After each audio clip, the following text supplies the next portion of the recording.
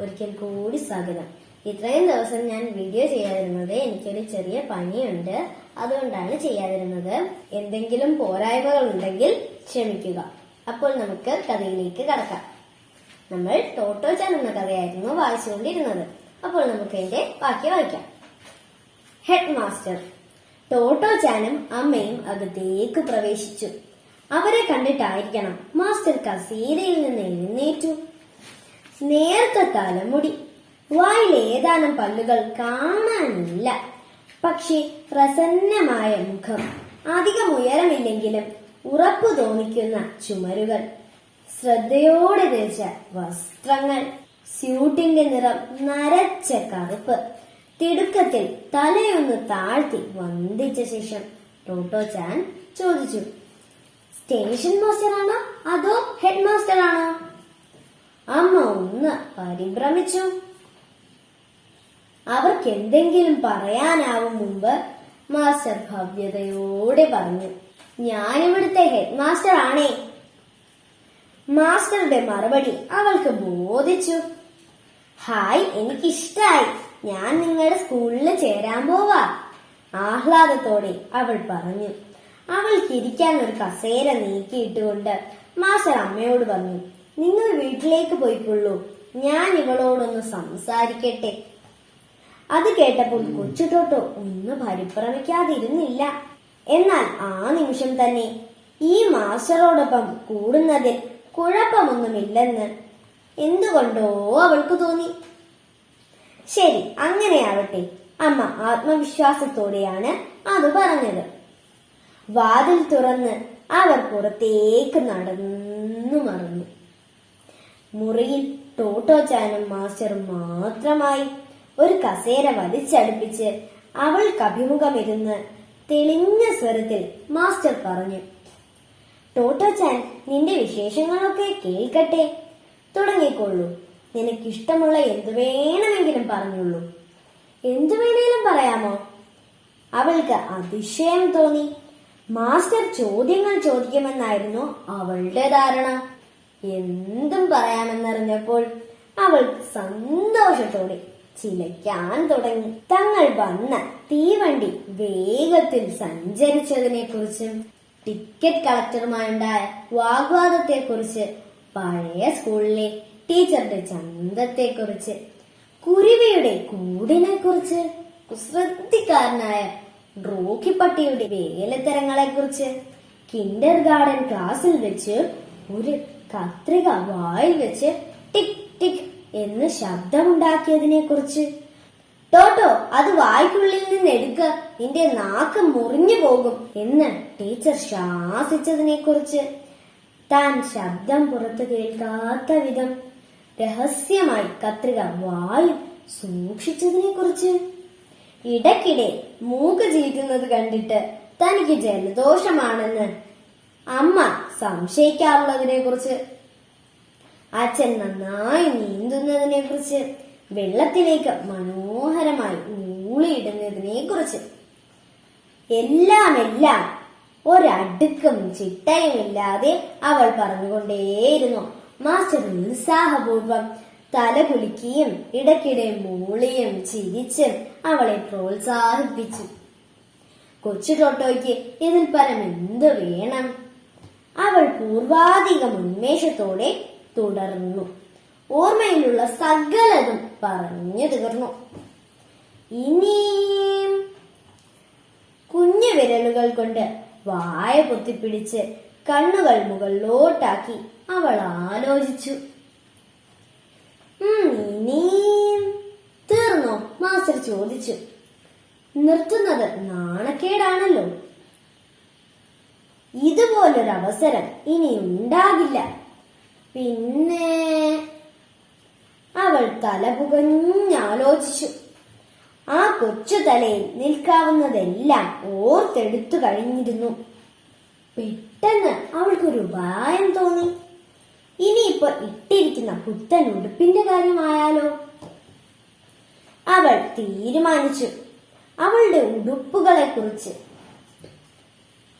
ഉടുപ്പുകളൊക്കെ അമ്മ തന്നെയാണ് തയ്ക്കുന്നത്.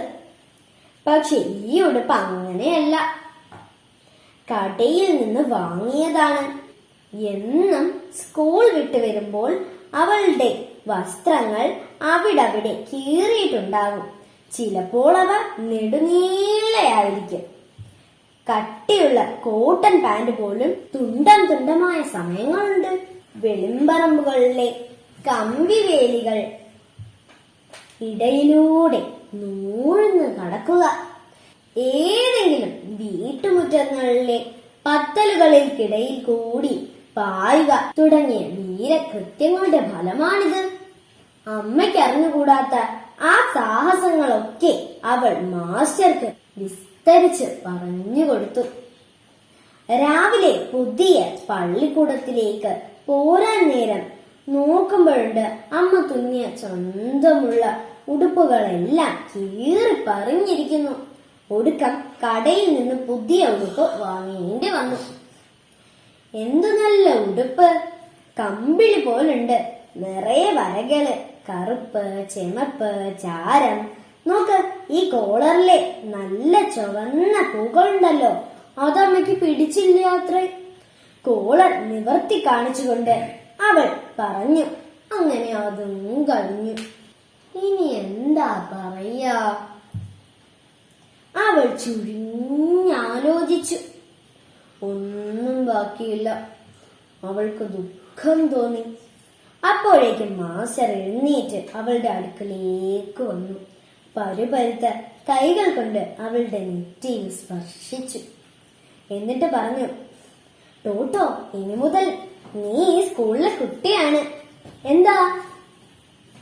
അതെ, ഈ വാക്കുകൾ തന്നെയാണ് അദ്ദേഹം പറഞ്ഞത്. ജീവിതത്തിൽ ആദ്യമായി ശരിക്കും തനിക്കിഷ്ടപ്പെട്ട ഒരു മനുഷ്യനെ കാണുന്നുവെന്ന് ആ നിമിഷത്തിൽ ടോട്ടോച്ചാന് തോന്നി. കൊച്ചു ടോട്ടോ ചിലച്ചുകൊണ്ടിരിക്കുന്നതിനിടയിൽ ഒരിക്കൽ പോലും മാസ്റ്റർ കൂട്ടുവായിടുകയോ അശ്രദ്ധനാവുകയോ ചെയ്തിരുന്നില്ല.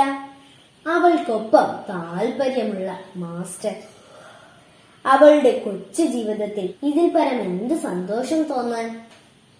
അവളുടെ വിശേഷങ്ങൾ കേൾക്കാൻ മറ്റാരും ഇത്രയും മിനക്കെട്ടിട്ടില്ല. ടോട്ടോച്ചാൻ തനിക്ക് ഏറ്റവും ഇഷ്ടപ്പെട്ട ഒരു മനുഷ്യനെ കണ്ടുമുട്ടുകയായിരുന്നു. ഊണിന് നേരായല്ലോ.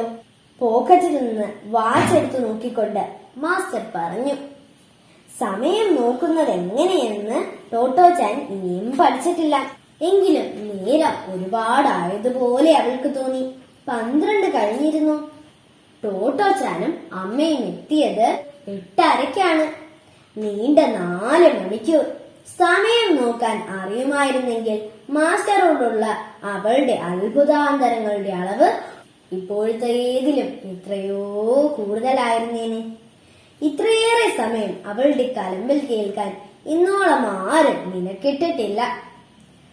ഒരു 7 വയസ്സുകാരിക്ക് ഇങ്ങനെ 4 മണിക്കൂർ നിർത്താതെ വിസ്തരിച്ചു കൊണ്ടിരിക്കാൻ എന്തു വിശേഷമാണുള്ളത്? അവളുടെ അമ്മ മിഴിച്ചു നിന്നു പോയിരിക്കണം. അമ്മയേക്കാളേറെ പഴയ ടീച്ചറും. സ്കൂളിൽ നിന്ന് പുറത്താക്കിയെന്നറിഞ്ഞാൽ പരിഭ്രമിക്കാത്തവരില്ല. ടോട്ടോച്ചാൻ അറിഞ്ഞിരുന്നില്ല അവളെ പുറത്താക്കിയതാണെന്ന്. അറിഞ്ഞാൽ പോലും അവൾ അതിൽ വ്യാകുലപ്പെടാൻ വഴിയില്ല. കാരണം ചിരിച്ചും കളിച്ചും കുസൃതികൾ കാട്ടി കുത്തിമറിഞ്ഞു നടക്കുന്ന പരിസരബോധം തീരെ കുറഞ്ഞ ഒരു പെൺകുട്ടിയായിരുന്നു അവൾ. നിഷ്കളങ്കതയുടെ ഒരു പരിവേഷമുണ്ടായിരുന്നു അവൾക്ക്. എല്ലാവരും തന്നെ കാണുന്നത് മറ്റു കുട്ടികളിൽ നിന്ന് വ്യത്യസ്തതയോടെയാണ്, അല്പമൊരു അപൂർവതയോടെയാണ്. ഉള്ളിന്റെ ഉള്ളിൽ അവൾക്കു തന്നെ അങ്ങനെ തോന്നിയിരുന്നു. കൊബായാഷി മാസ്റ്ററുമായുള്ള സമാഗമം അവൾക്ക് ആശ്വാസമേകി, അവളെ സന്തോഷിപ്പിച്ചു. എല്ലാ കാലവും മാസ്റ്ററോടൊത്ത് കഴിയാനായെങ്കിൽ അവൾ ആഗ്രഹിച്ചു. ഭാഗ്യമെന്ന് പറയട്ടെ, ആ ആദ്യ ദിനത്തിൽ അവളെ പോലെ സൊസാമു കൊബായാഷി എന്ന കൊബായാഷി മാസ്റ്റർ തിരിച്ചും അതുതന്നെയാണ് ഇച്ഛിച്ചത്. അപ്പോൾ നമ്മുടെ ഹെഡ് മാസ്റ്റർ എന്ന പാഠം ഇവിടെ അവസാനിച്ചിരിക്കുകയാണ്. അപ്പോൾ എല്ലാവർക്കും ഈ വീഡിയോ ഇഷ്ടപ്പെട്ടെങ്കിൽ ലൈക്കും ഷെയറും സബ്സ്ക്രൈബും ചെയ്യണേ. അപ്പോൾ അടുത്ത ദിവസം കാണുന്നത് വരെ ബൈ ബൈ.